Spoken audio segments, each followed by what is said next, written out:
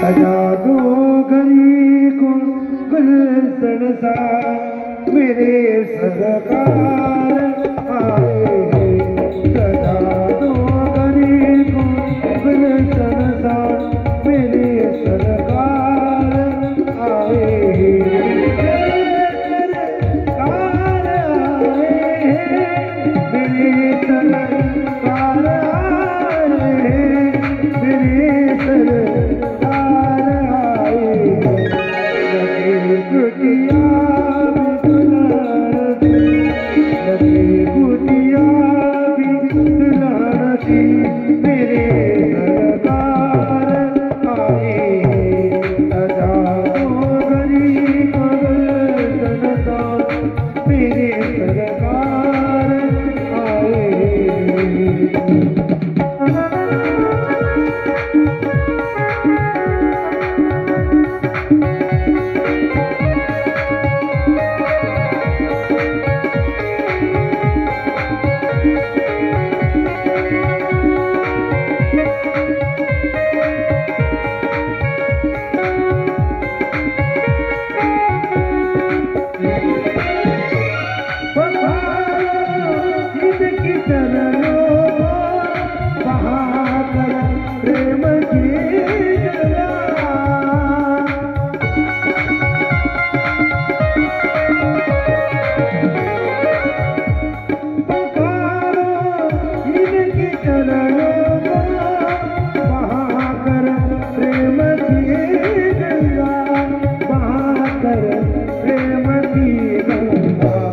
बिछा दो अपनी पलकों को, बिछा दो अपनी पलकों को मेरे सरकार आए। सजा दो गरीब गुलशन मेरे सरकार आए। सरकार आए गरीब खाने में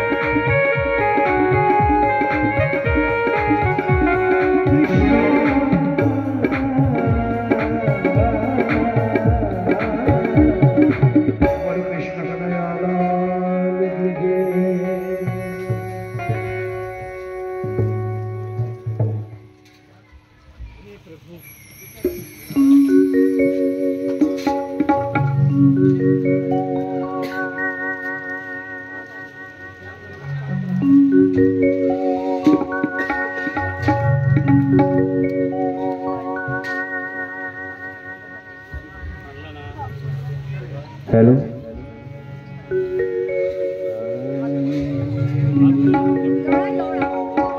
जय श्री राधे रिटर्न दे दो श्री राधे।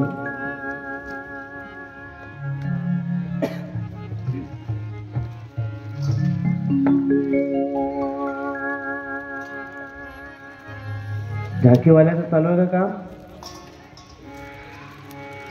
झांकी वाल्याचं चालू आहे का?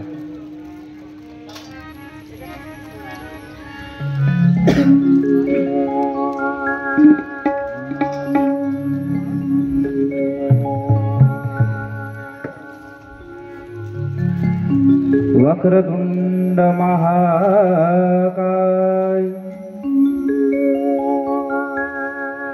सूर्यकोटि समप्रभ निर्विघ्नं कुरु मे देवो सर्वकार्येषु सर्वदा।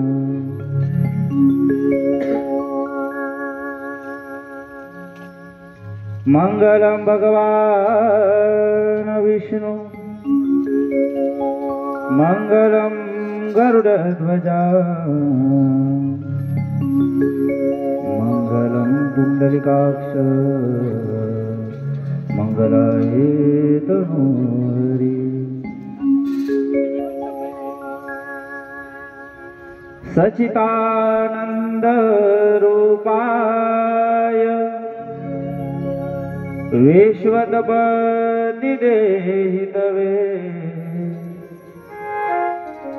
तापत्राय विनाशाय श्रीकृष्णाय वयं नमः। व्यासाय विष्णुरूपाय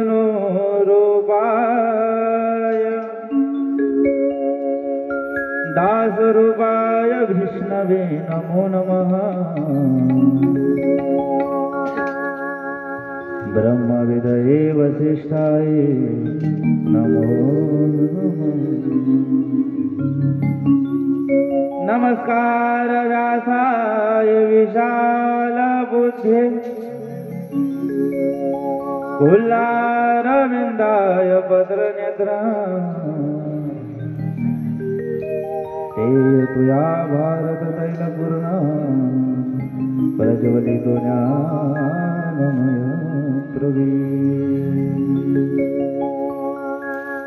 वसुदेव सुत देवगणससानुमर्दनम्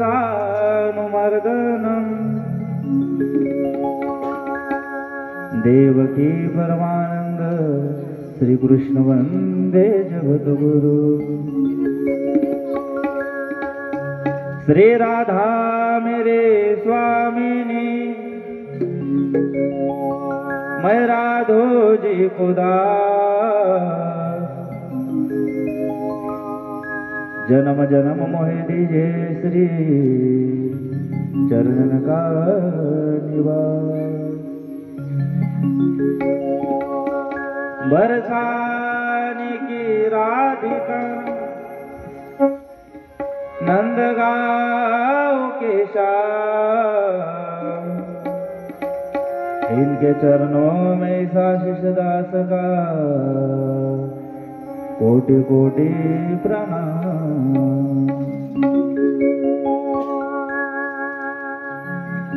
महादेव षडकर नमन नागेंद्र हराय त्रिलोचनाय भस्माड रागाय महेश्वराय नित्याय शुद्धाय दिगंबरा। कैलास राणा शिवचंद्र मावडे फलिंद्र माता मुकुटे जळाडे कारुण्य सिंधु भव दुःखहारी तुझ विना शंभो मज कोण तारी।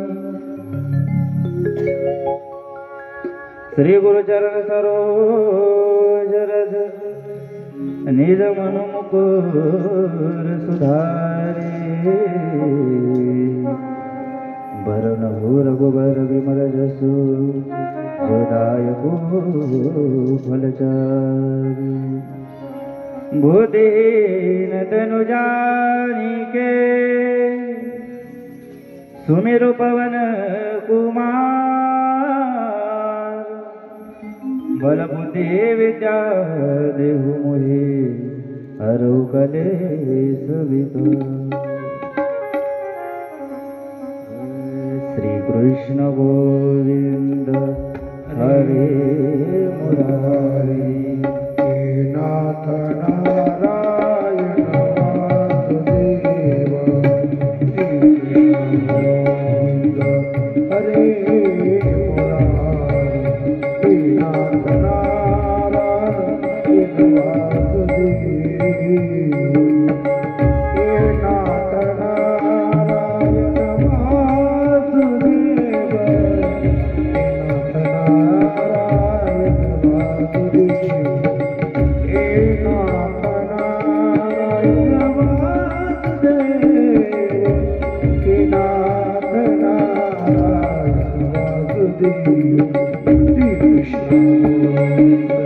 Hare Murari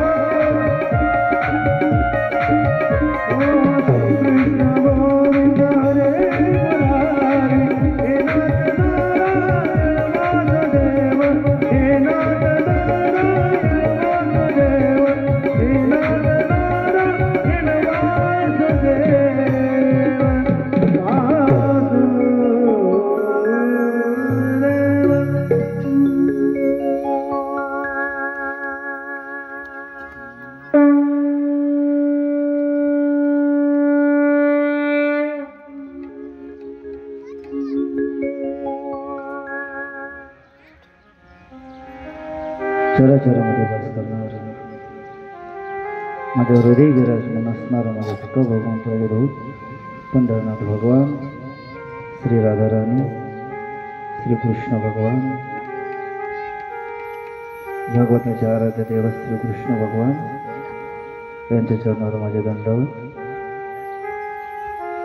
थोडा आवाज वाढवून दे. त्यांच्या चरणावर माझा कोटी कोटी नमन. तसेच मंचावरील सर्व कलाकार मंडळी, श्रोता मंडळी, सर्व गावकरी मंडळी यांच्या सुद्धा चरणावर दंडवत नमन.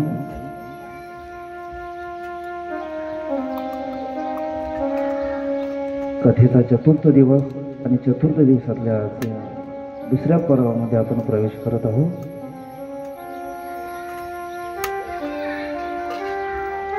सकाळी काही कारणास्तव कथा पूर्ण होऊ शकली नाही, त्यामुळे आज थोडा वेळ सुद्धा लागू शकतो. तितकी तयारी आपण ठेवली पाहिजे.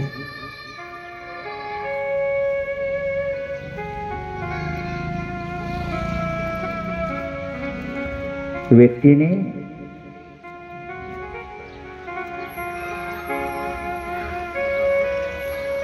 दोन गोष्टी नेहमी स्वच्छ ठेवल्या पाहिजे, विचार आणि जल. जल और विचार हमेशा स्वच्छ होना चाहिए.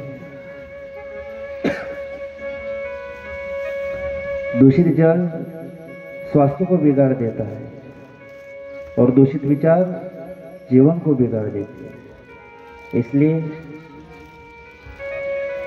पाणी,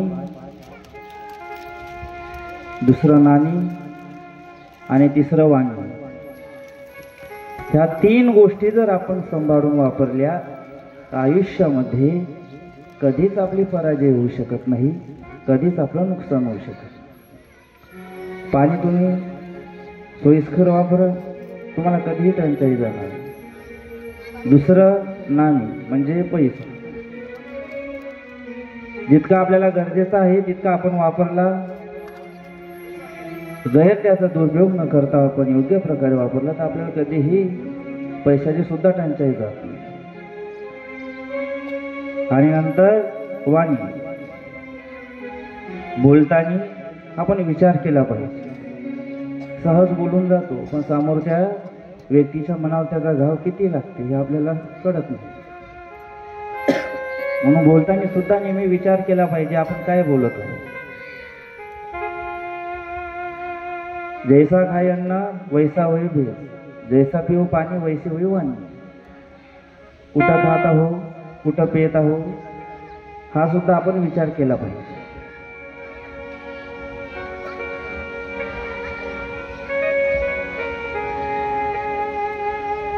सकाळी सत्रामध्ये आपली चर्चा चालू होती की वेदांत शास्त्रामध्ये यम नियम आसन प्राणायाम प्रत्याहार धारणा ध्यान समाधी अशा 8 वस्तूबद्दल सांगितलं. पहिलं काय आहे? प्रत्याहार. यम अहिंसा परमो धर्म, कोण्याही जीवाचा मत्सर करू नये.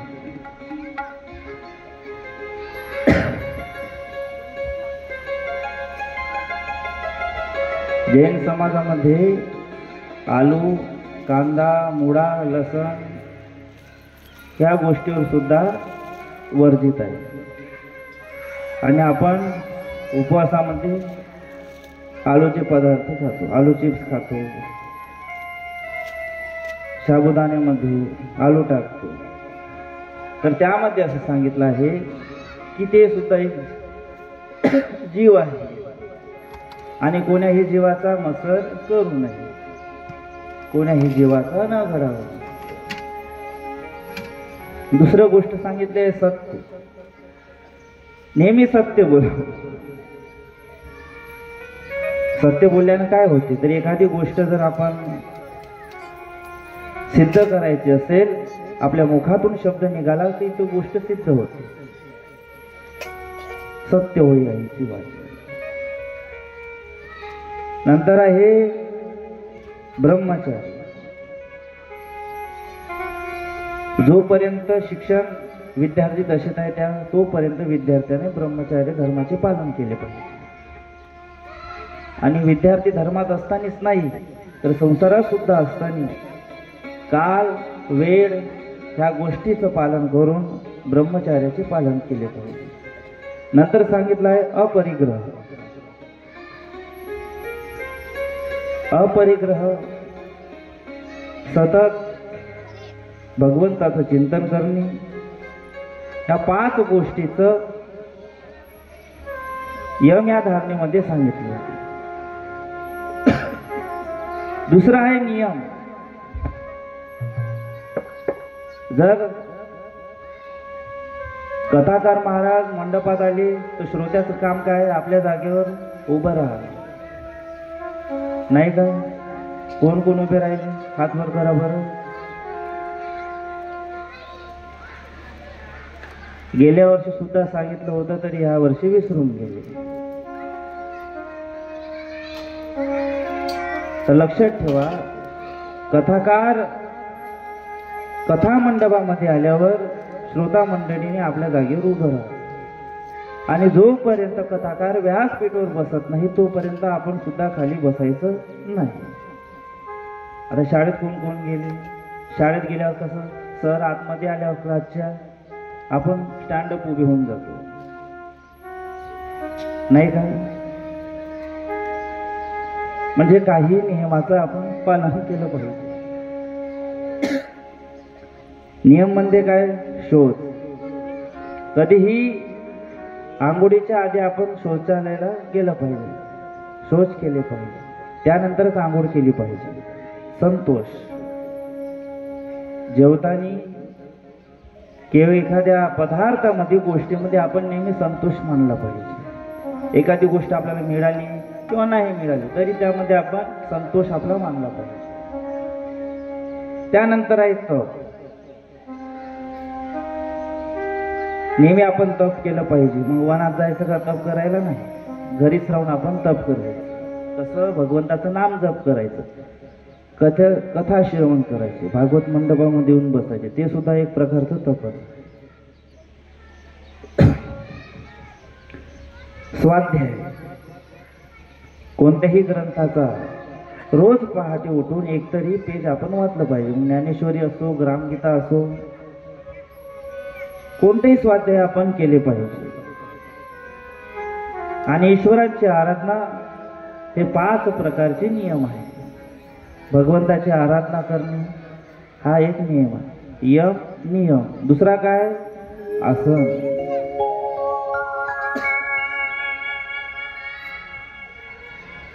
पद, स्थिती, स्वस्तिक हे आसनाचे प्रकार आहे. त्यानंतर आहे प्राणायाम. रेचक, पूरक, कंबक हे जे लक्षण आहे यांना आणि आपल्या प्राणांना नियंत्रित करून प्राणायाम साधने याला प्राणायाम म्हणतात. त्यानंतर आहे प्रत्याहार. आपल्या इंद्रियांना आपल्या नियंत्रणामध्ये ठेवणे याला म्हणतात प्रत्याहार. त्यानंतर आहे धारणा. आपल्या बुद्धीला एका ब्रह्मस्थळी चित्तामध्ये एक लक्ष केंद्रित करून ठेवणे याला म्हणतात धारणा. त्यानंतर ध्यान. आपल्या बुद्धीला ब्रह्माच्या ठिकाणी प्रवृत्त करून कृष्ण भक्तीमध्ये मन लावणे याला काय म्हणतात? ध्यान. असे 7 प्रकारचे वेदांत शास्त्रामध्ये नियम सांगितले आहेत आणि ते आपण काटेकोरपणे पार केलं पाहिजे. कृष्ण कथा ही आनंद देणारी कथा आहे. आपण भागवतामध्ये पाहिलं की कशा प्रकारे गजेंद्र हा चित्रकूटामध्ये सरोवरामध्ये स्नान करत आहे. अहंकार, मद जेव्हा माणसाला येते त्यावेळी भागवतात कोणी येऊन बसत नाही.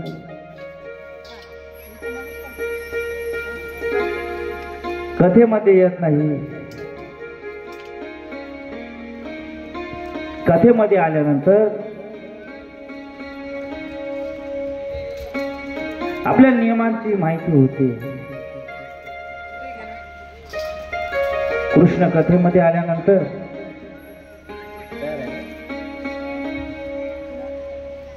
ह्या काही गोष्टी आपण लक्षात ठेवल्या पाहिजे.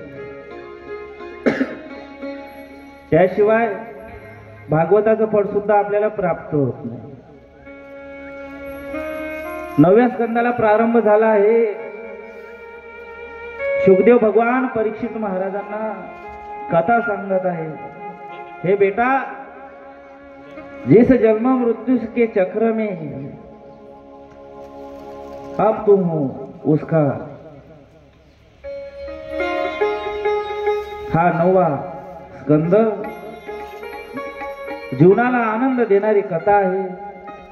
भक्ताला भगवंतासोबत मिलन करण्याची कथा आहे. गजेंद्र त्या सरोवरामध्ये बेधुंद होऊन जल क्रीडा करत आहे. त्याची पत्नी, त्याची मुलं सोबत घेऊन, त्याला कशाचेही भान नाही. आपण कृष्ण कथेमध्ये असल्यावर भगवंताच्या ध्यान लागलं पाहिजे. ज्या प्रकारे मीराबाई राजाची मुलगी असून कृष्ण भक्तीमध्ये निरंतर दृढ भक्ती करत होती आणि ज्यावेळी कृष्ण मिलन मध्ये तडपडत होती, भगवान कृष्ण मीराबाईला दर्शन देते.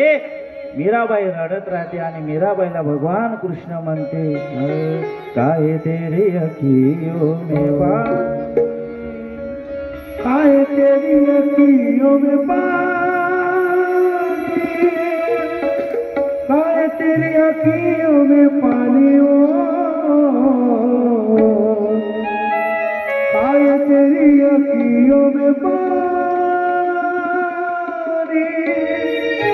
काय तेरी अखियों में पानी हो, कृष्ण दीवाने कृष्ण दीवानी दीवानी ओ मेरा कृष्ण दीवानी ओ मेरा श्याम दीवानी मेरा कृष्ण दीवानी मेरा श्याम दीवानी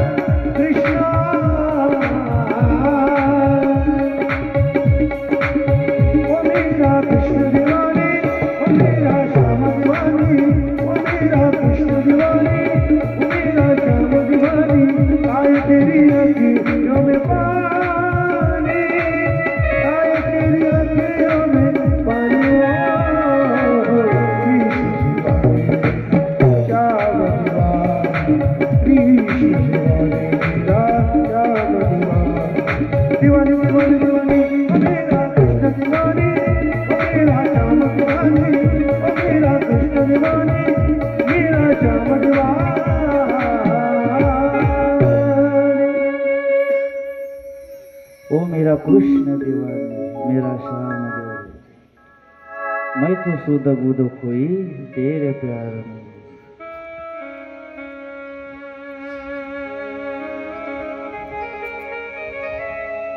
एका ट्रेन मध्ये काही यात्री कृष्णाचं भजन करत होते। श्री कृष्ण गोविंद हरे मुरारी हे नाथ नारायण वासुदेव ओम नमो भगवते वासुदेवाय।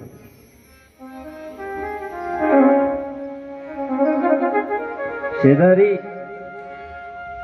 एक मुस्लिम समाजाची महिला ते भजन ऐकून आपल्या हातावर कान ठेवते, तिच्या कानावर हात ठेवते। तो जे संत कृष्णाचं भजन म्हणत होते त्या संतांनी त्या मुस्लिम समाजाच्या त्या महिलाला जिज्ञासापूर्वक विचारलं,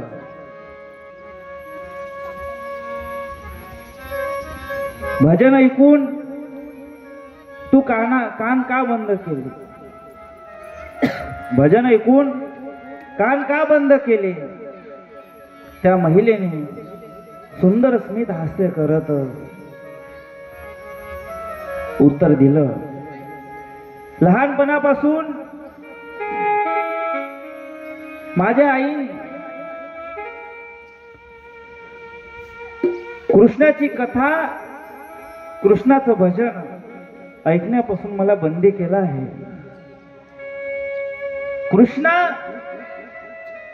जर कृष्णाचं भजन ऐकलं तर कृष्ण हृदयाची चोरी करते। कृष्ण जादू करते, मोहित करते, मोहिनी टाकते, असे उदाहरण माझ्या आईने मला दिले. ज्या प्रकारे रसखान, संत कबीर, मीराबाई, तुकाराम महाराज यांच्यावर ज्या प्रकारे जादू झाला होता, त्या प्रकारे माझ्यावरही होऊ शकते. म्हणून मी माझ्या कानावर हात ठेवले.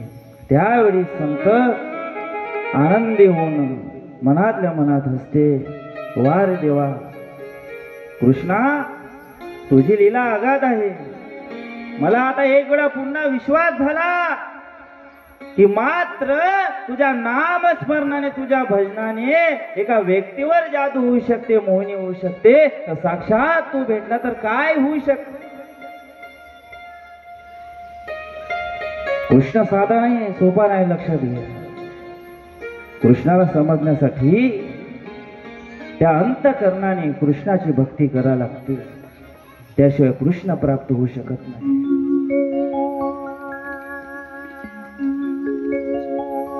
यासाठी चित मन लावून कृष्णाची भक्ती केली पाहिजे.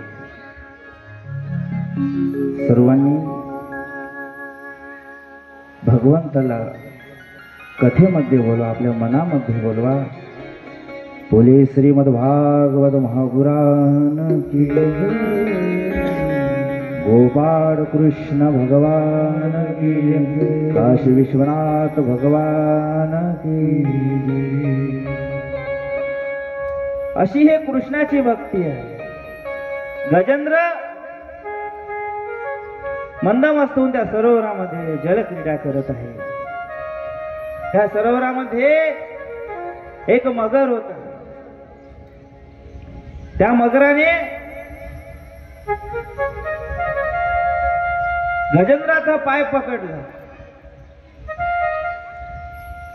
गजेंद्र कोण आहे? आपण. त्या संसारामध्ये मस्त होऊन आपण जीवन जगत आहोत. आणि मगर कोण आहे? काळ. आणि तो काळ कधी आपला पाय पकडत सांगता येत नाही. घडी घडी काळ वाटयाची पाये,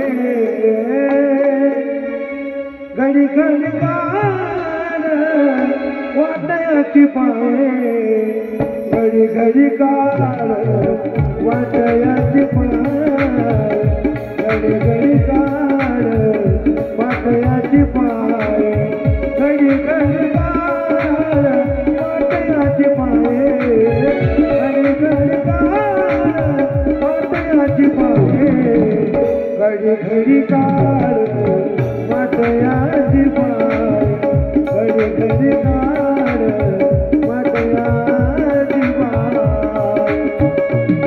ओ अर्जुन किती आहे अवतार, अर्जुन किती आहे अवतार, अर्जुन किती आहे अवतार, अर्जुन किती आहे अवतार.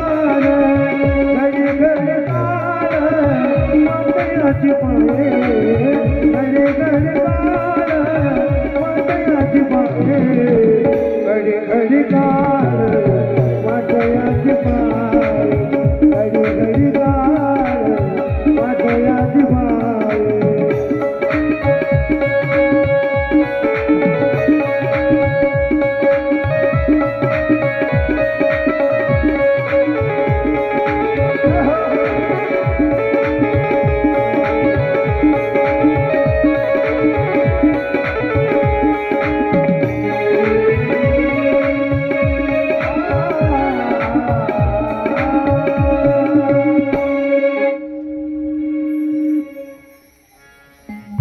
त्या गजेंद्राचा पाय मगराने पकडला. ते पाहून त्याची मुलं, त्याची बाळे त्याला सोडून सरोवराच्या बाहेर निघाले. तसंच आहे कोरोनामध्ये सुद्धा. ज्यावेळेस कोरोना झाला, दवाखान्यात मरासाठी सोडून दिलं. मग माय असो, बाप असो, कोणी असो. आहे का नाही बरोबर उदाहरण? सावंतवाडी दादा सोडून दिलं ना दवाखान्यामध्ये. कोरोना झाला तर एका खोलीमध्ये टाकून ते बुडाबुडीले. आणि ते जेलामध्ये कसं जेवणाचं ताट फेकून देते तसं फेकून द्यायचं नाही का. तसंच त्या गजेंद्राला सोडून त्याची पत्नी त्याची मुलं सोडून गेले. त्याला अभिमान होता की माझी पत्नी आहे, मुलं आहे. आपल्याला सुद्धा तसाच अभिमान आहे. अभिमान नाही केला पाहिजे नाही का. तर गजेंद्र आता सर्व सहारा गेला. आता एक मात्र उरला तो म्हणजे हरीचा धावा. गजेंद्राने हरीचा धावा केला.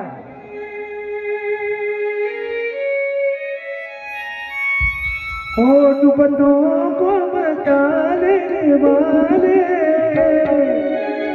डुबंदों को बचाने वाले, मेरी नैया है तेरे हवाले, डुबंदों को बचाने वाले, मेरी नैया है तेरे हवाले.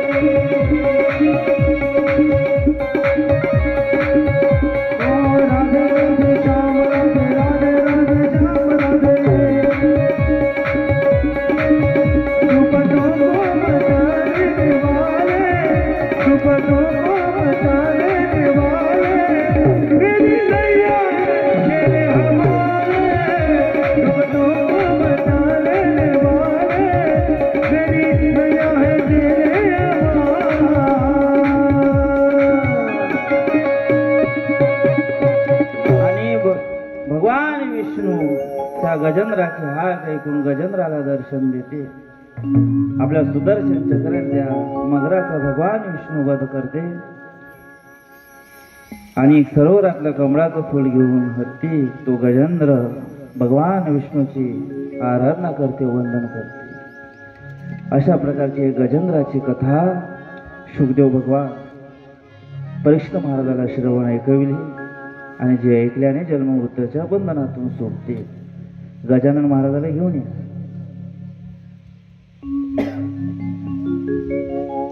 बोले गोपाळ कृष्ण भगवान की जय. अशी ही कथा आहे. त्यानंतर भागवतामध्ये रुद्रासुराचा वध करण्यात आला. दधीची ऋषीच्या अस्थिंचं शस्त्र बनवून त्या शस्त्रामध्ये रुद्रासुराला विष्णू दिसले, नारायण दिसले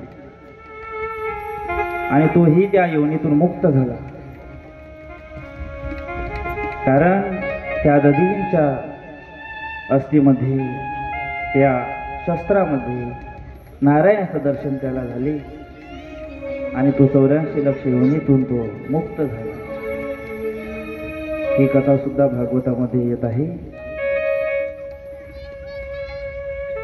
जन्म मृत्यूच्या बंधनातून सोडवणारी ही कथा सर्वसामान्याला कळेल अशी आहे. फक्त आपण चित्त म्हणत्या कृष्ण कथेमध्ये लावलं पाहिजे.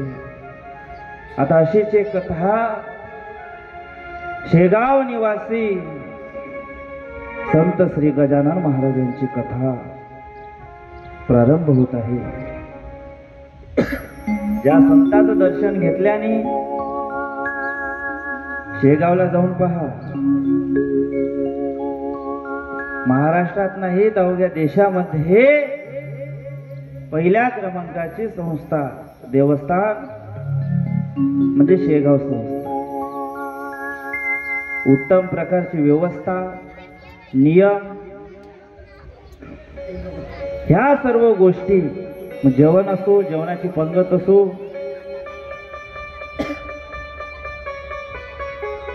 किंवा दर्शनाची लाईन, ह्या सर्व गोष्टीमध्ये अग्रस्थान म्हणजे शेगाव संस्था आहे. थोडा ऐकू देता साऊंडवाले दादा, थोडा ऐकू देता.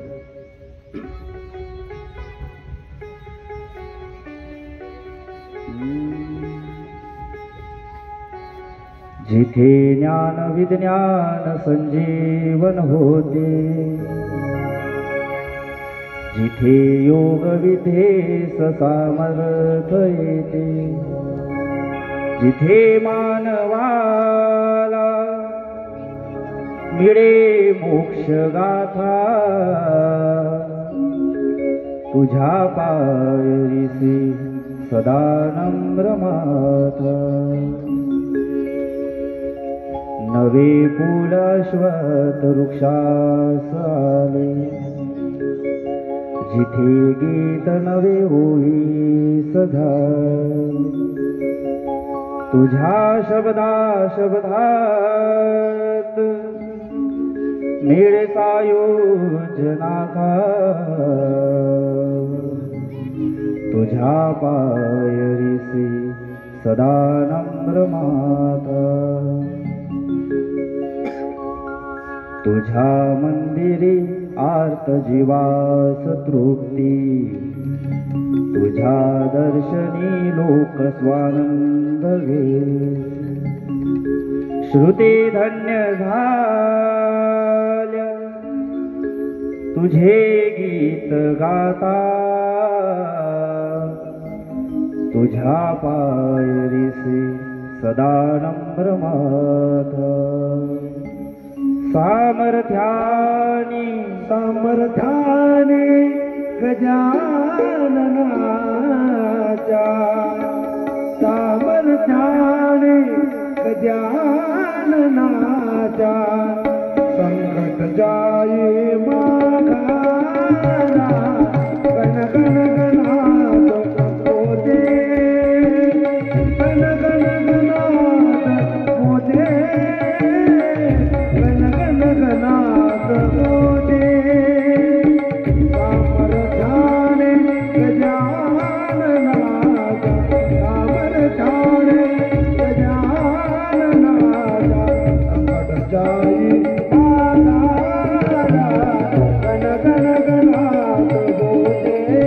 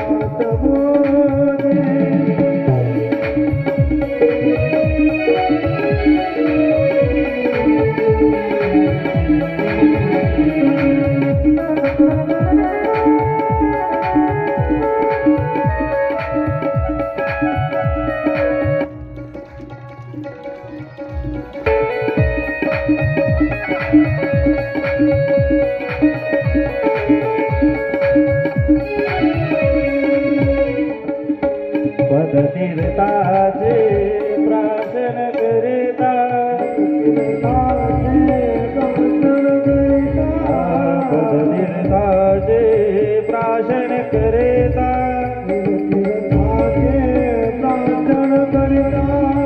मुखे गडबले आगो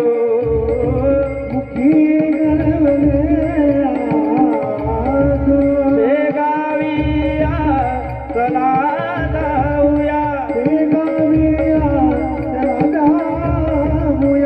आनंदाच्या माहेरा गण गण गणात बोले गण गण गणात बोले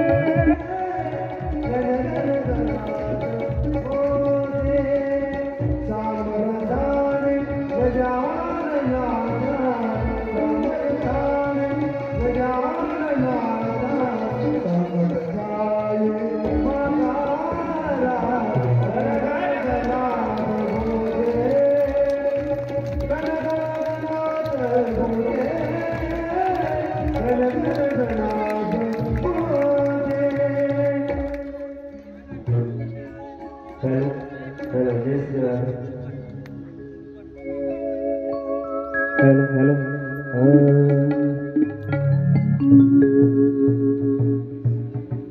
सर्वांनी हात वर करा.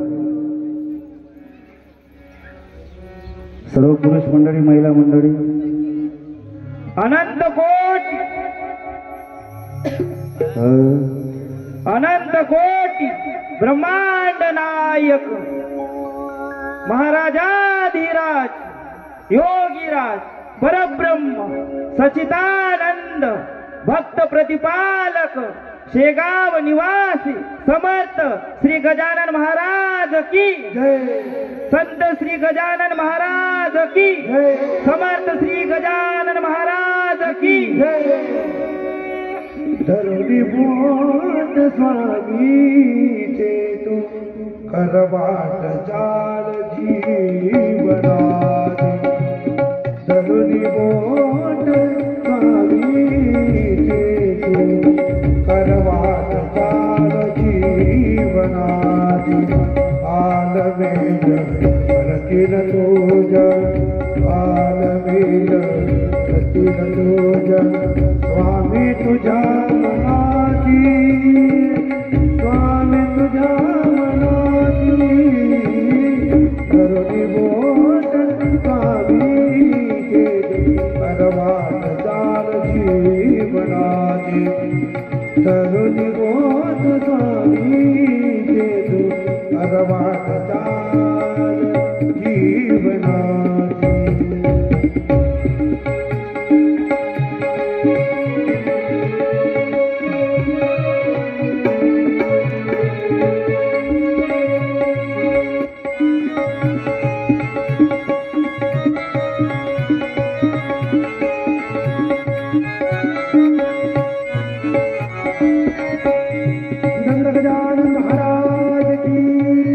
बोलो संत श्री गजानन महाराज की जय.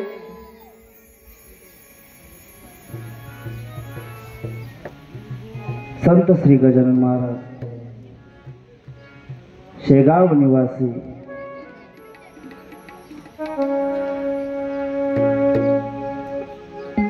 बुलढाणा जिल्ह्यामध्ये अकोल्याहून अवघ्या 30 किलोमीटरवर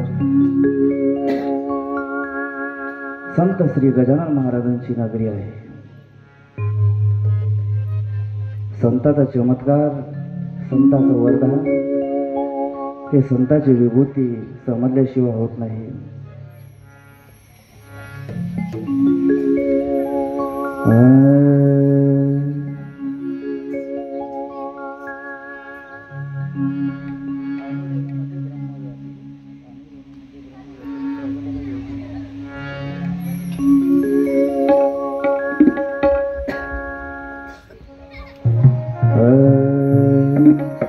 संत श्री गजानन महाराज शेगाव मध्ये प्रगटले. अनुरेणू मध्ये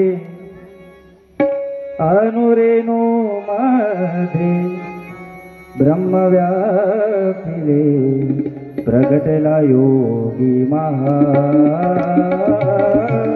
प्रगटला योगी महा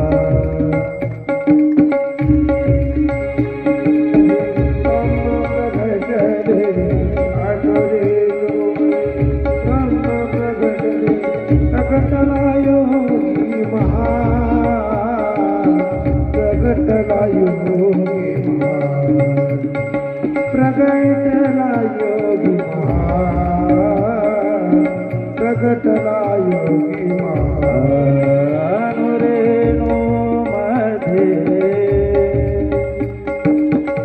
अनुरेणु मध्ये प्रगटला योगी महा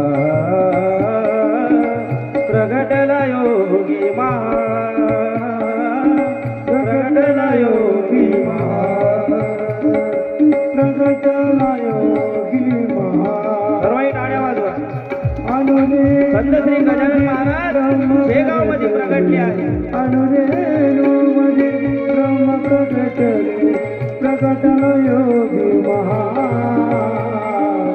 प्रगटला योगी महा प्रगटला योगी महा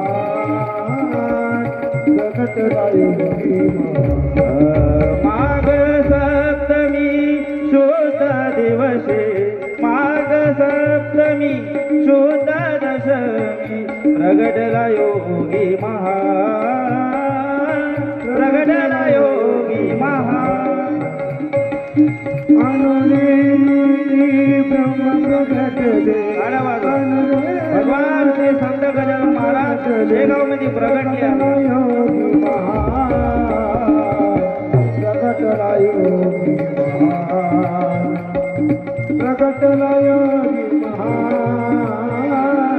प्रगटला योगी महा बोले संत श्री गजानन महाराज की जय. मार्गशीर्ष महिन्यामध्ये शुद्ध सप्तमीच्या दिवशी संत श्री गजानन महाराज योगी शेगाव मध्ये प्रगटले.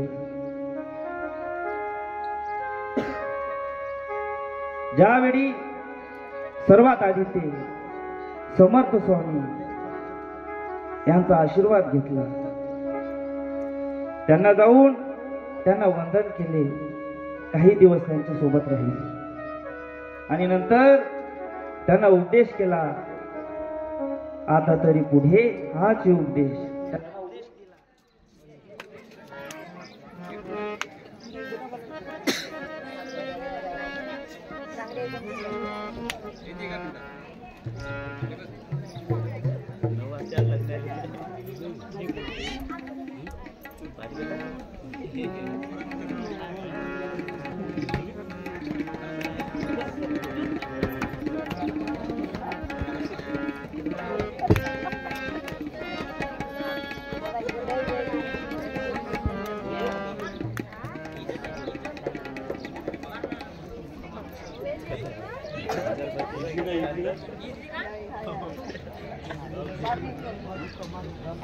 इथं मदत करण्यापासून त्यांनी इथं मदत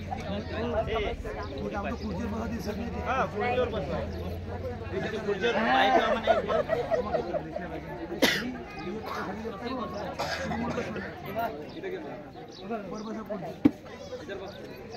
या महाराज या गरम आहे कुंडल गिरे घातले तरी चालली असते साधं साधं. बसवा बसवा पाय ठेवा एक वर महाराज.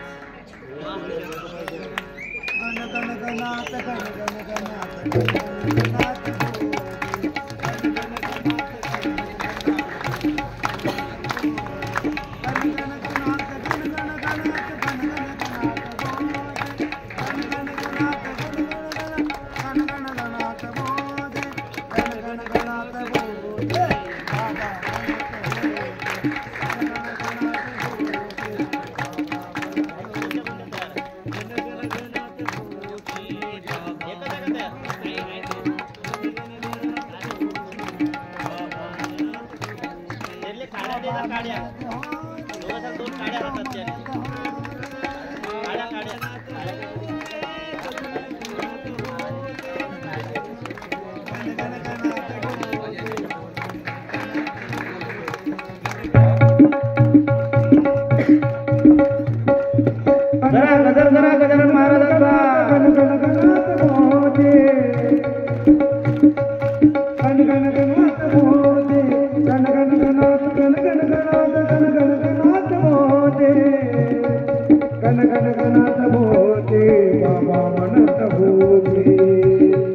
गजर करा शेगाव गजानन महाराजांचा. आपल्या नांदेगाव सावंगीमध्ये प्रगटले आहे.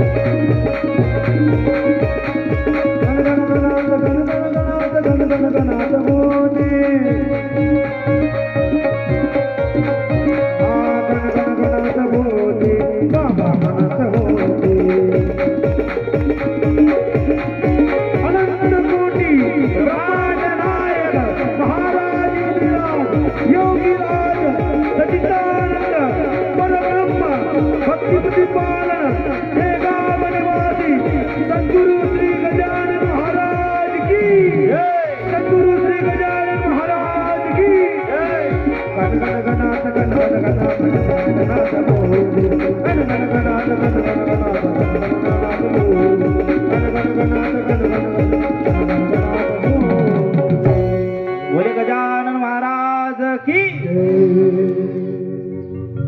गजानन महाराज नांदेगाव सावंगीमध्ये प्रगटले नाही का. शेळगाव मध्ये माघ सप्तमी पुण्य दिवशी प्रगटला योगी महा. अनुरेणू मध्ये ब्रह्म व्यापिले लय उत्पत्ती समा.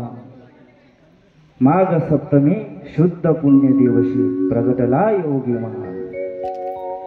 23 फरवरी 1878 मध्ये बनकट स्वामी यांना अनुग्रह करून त्यांच्या निवासस्थानी आणि शेगाव स्थानी ते गजानन महाराज त्या ठिकाणी विराजमान झाले. एक दिवसचा प्रसंग आहे, एक दिवशीचा प्रसंग आहे. जानकीराम नावाचा एक सोनार होता. जानकीराम नावाचा एक सोनार होता. बनारसहून काही महाराजांचे भक्त आले होते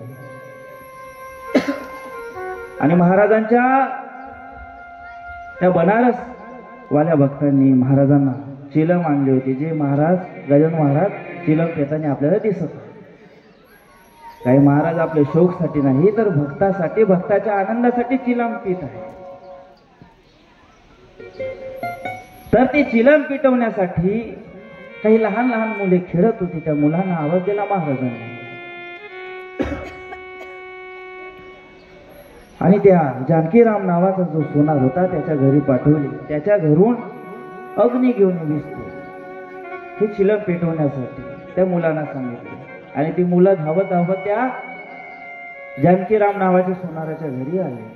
त्या सोनाराला म्हणते महाराजांनी सांगितलं आहे की चिलम पेटवण्यासाठी अग्नी द्या, विसू द्या. तो सोनार हाट मी देणार नाही. कोणता महाराज, कुठचा महाराज, असे खूप आम्ही पाखंडी महाराज पाहिले. मात्र ते गजानन महाराजांना भले बुरा तोंडात येईल ते शब्द वापरतात, बोलतात आणि त्या लेकरांना सुद्धा खरी खोटी ऐकवून वापस पाठवतात. लेकर महाराजांकडे ते महाराजाला सर्व वृत्तांत सांगतात. आणि काही वेळेनंतर त्या सोनाराच्या घरी पाहुणे येते. पाहुण्यासाठी उत्तम प्रकारे पंचपक्वान बनवण्यात येते. मात्र त्या ताटामध्ये बासुंदी नाही, पुरणपोळी नाही, तर त्या ताटामध्ये अळ्या कीटक. त्या सोनाराला, त्या जानकीराम सोनाराला त्याची चूक लक्षात येते. त्याला वाटते आपण महाराजांना भलं बुरं म्हटलं त्याची ही शिक्षा आहे. आणि तो जानकीराम नावाचा सोनार महाराजांकडे धावत धावत येते आणि महाराजांची क्षमा मागते. असाच एक दिवसचा प्रसंग आहे. महाराज एका ठिकाणी एका हनुमंताच्या मंदिरावर आपल्या भक्ताला अनुग्रह दर्शन देत असतात. त्या क्षणी एक पाटील होता गावाचा. तो पाटील एका नर्तकीचा तमाशा एका वैशाल्यामध्ये पाहत होता. काही लोकांनी त्याला येऊन सांगितलं, एक पाखंडी वैरागी जो अवधूतेश्वर अवतार धारण करून आहे, तो एका हनुमंताच्या वट्यावर बसून लोकायला ज्ञान सांगत आहे, जीवन जगण्याचं सांगत आहे. त्या पाटलाला क्रोध येते आणि तो पाटील काही लोक घेऊन महाराजांकडे धावत येते, हातामध्ये काड्या घेऊन. या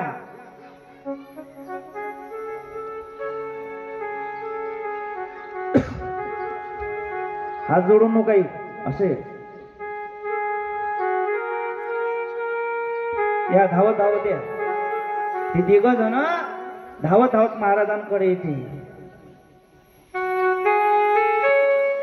महाराज आपल्या योगी रूपामध्ये परब्रह्माचं भगवान शंकराचं ध्यान करत आहे. महाराजांसमोर येऊन उभे राहते. अरे कुठला तू साधू आहे, कुठला तू महाराज आहे? महाराजांना भलं बुरं म्हणते. महाराजांचे जे भक्त असते त्या पाटलाला म्हणते, तुम्ही आमच्या महाराजाला काही म्हणू नका. ते भक्त रडू लागते, पण तो पाटील ऐकत नाही.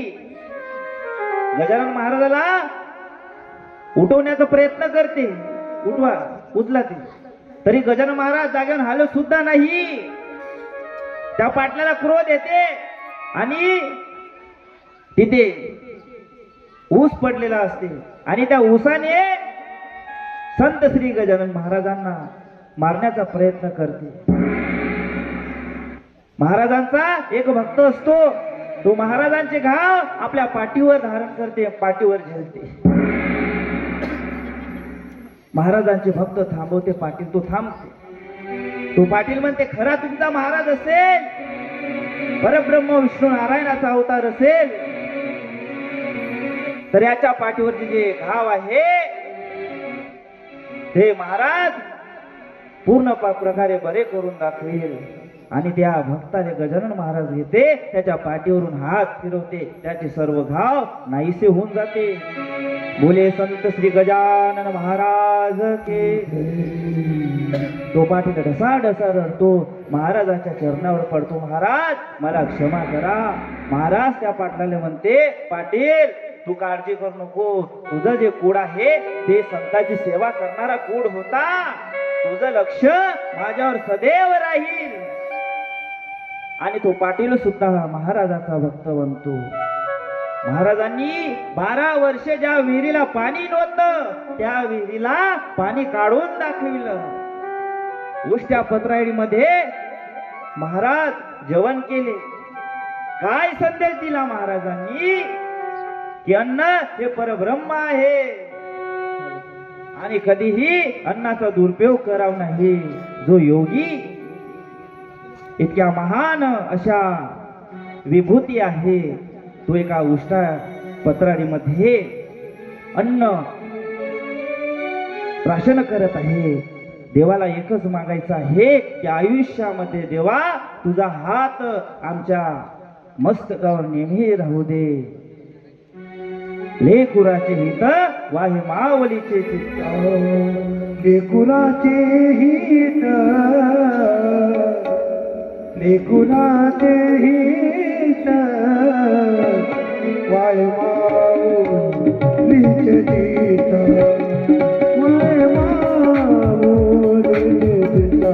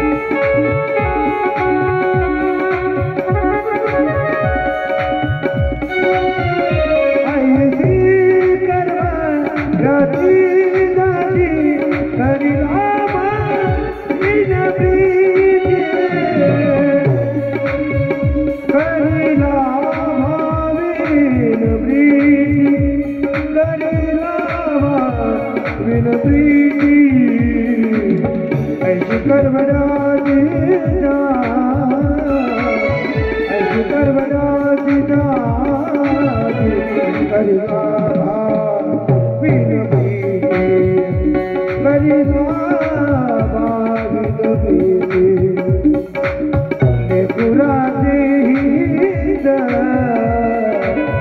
लेकुराचे हित वाय माऊलीचे चित्त वाय माऊलीचे चित्त.